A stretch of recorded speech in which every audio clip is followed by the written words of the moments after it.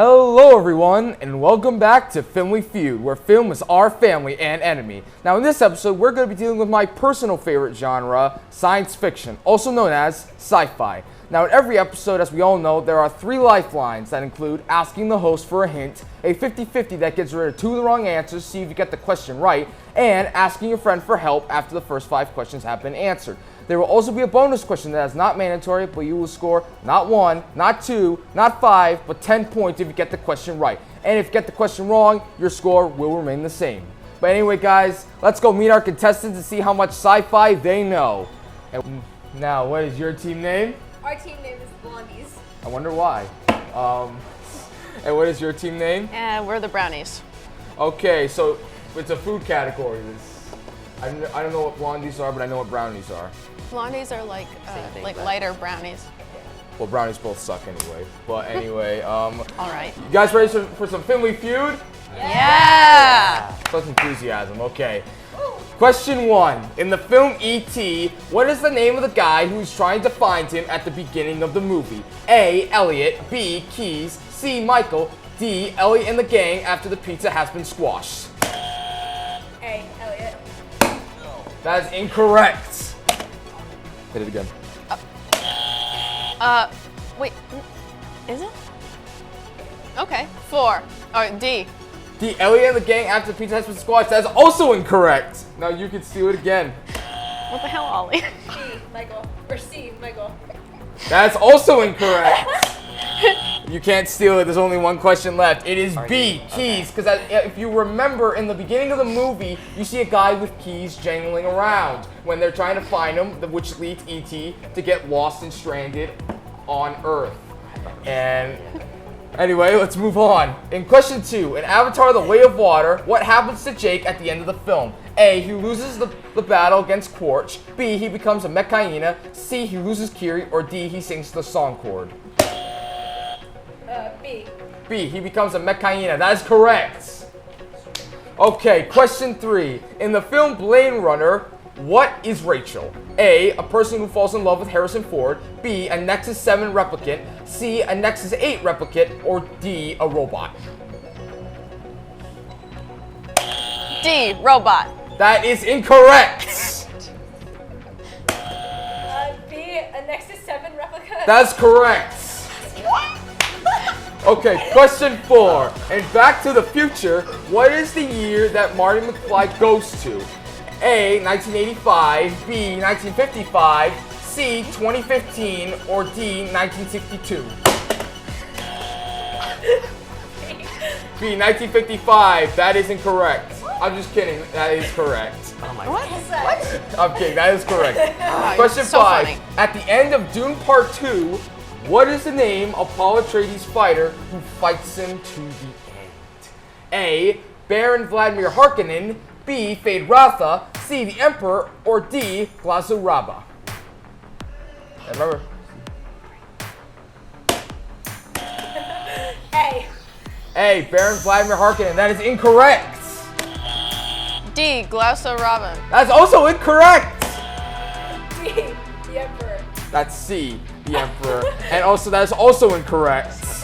It is Fade Ratha, because if you remember, Fade Ratha is played by Austin Butler. The Emperor is made by, oh my God, the actor is Christian Walken, who is like 80 years old, fighting, if he would fight against like a 20-year-old Timothy Chalamet. And Austin Butler is much younger for Fade Ratha. I told you guys, Dune Part 2 is a great movie. It should have won Best Picture.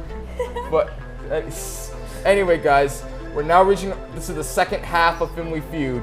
You have 0 points, and you really need to catch up. And remember, you have 3 lifelines. You can ask for a 50-50, ask your friend, or ask for a hint from me. Okay. Okay. Remember that for you guys too. You guys ready for the second half? Okay, let's do it then. In question 6, for the film Everything Everywhere All at Once, what is the film's main point that it tries to give the audience? A. The different possibilities of life through the multiverse. B. Family conquers all. C. Kindness is key. Or D. Michelle Yeoh is awesome. B. Family conquers all. That's incorrect. A. Hey, different possibilities for the multiverse. That is incorrect. If the multiverse is still real, maybe that could be the right answer, but no, it's not the right answer for here. Can I steal it? Yeah, you can steal. C, kindness is key. You got your first point. Congratulations. That's correct. guys in the back are really happy about that. Okay. If you guys don't get this question right, I will be very, very sad. Question 7. In Jurassic Park, dinosaurs like to eat a lot of people. Which one of these events did not happen? A, a little girl gets attacked when feeding little pieces of food to tiny raptors. B, T-Rex eats a guy in the toilet. C, Samuel L. Jackson loses an arm instead of an eye. Or D, none of the above. D, none of the above. That is incorrect. C, Samuel Jackson loses an arm instead of an eye. That is also incorrect. What do you mean? B, T-Rex eats a guy in the toilet. That is also Oh my incorrect. goodness. A is the right answer because that scene does happen in the second Jurassic Park movie, The Lost come World on. of Jurassic Park. If you look at the first Jurassic Park movie, that doesn't happen. But at the beginning of the second movie, it does happen. I know Lily's shaking her hands right now like, who cares? You never seen Jurassic Park? No. Oh my gosh, Lily. What are we gonna do? You gotta see that and The Godfather now. I don't know about the first one. I don't know. Question 8. In the film Close Encounters of the Third Kind, another Steven Spielberg movie, what is the significance of this picture that leads up to the big final act of the film? A, it connects the film's possible sequel. B, it's a psychic trigger. C, it's a brilliant twist. Or D, it's a connection to the aliens from Mars. A. A, it connects to the film's possible sequel. That is incorrect.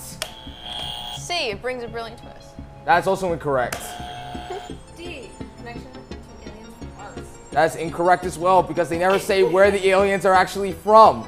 And fun fact, the reason why there is no sequel to Close Encounters of the Third Kind is because Steven Spielberg made E.T., so he didn't want to make another one of Close Encounters of the Third Kind. If you know Spielberg, he doesn't like to make sequels to his movies. I don't blame him. Okay, guys. Question 9. Interstellar is known for being one of the best Christopher Nolan films ever made. What do our main characters mainly try to do? A, time travel. B, enter a new dimension. C, try to make it home from space. Or D, try to make a new home. Do it again. C. C, try to make it home from space. That is a tricky answer because they do try to make it home from space, but what are they mainly trying to do? Like, why are they leaving space? So that is incorrect. Like, help me, can't help me. What if I ask him? Don't I have a thing Yes, where I you can ask use him? your lifeline. All right, Ollie. Ask our friend lifeline. What do you think it is? D? You think it's gonna be D? They trying to make a new home. That is correct. It is? Yeah, that's trying to make a new home. Because Earth is currently dying at this point. If you haven't seen it, like crops are not doing well, civilization is not doing well. So they go into space to try and find a new home for Earth. Okay, guys. Question 10. In the film Rebel Moon, what type of robot is Jimmy supposed to be? A, a protector of the crop/wildlife for our main characters. B, a protector of the living king. C, a knight built centuries ago. Or D, a broken piece of rubble. A. A, a protector of the crop/wildlife of our main characters. That is incorrect. Can I call for the 50-50? Yes, you can get the 50-50. All right. Okay, so we're gonna take off A, the protector of crop/wildlife, and we're gonna take down D, a broken piece of rubble. So it's either B, a protector of the living king, or C, a knight built centuries ago. C, a knight built centuries ago. That is correct! Sweet. Congratulations, guys. Okay, so we have now reached our bonus question. This has kind of been a very interesting episode because this is the first episode where both teams have both gotten the questions wrong. But anyway, that's fine. We still have our bonus. Now, you guys don't have to do the bonus if you don't want to. But I remind you, the bonus is 10 points, and if you get it right, you win the game. So, do you guys want to do the bonus? Yes. Okay, that's a yes on both sides. We're gonna do our bonus. Okay, finish the quote from Terminator 2. hasta la vista, and I am going to count down. So raise your hand high.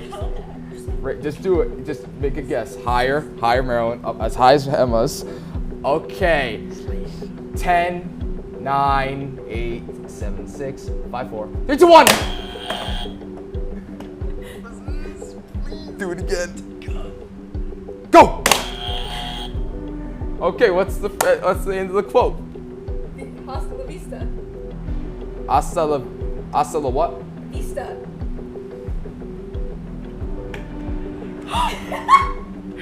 Yeah? There's more. Yeah? I'm good, yeah. Okay.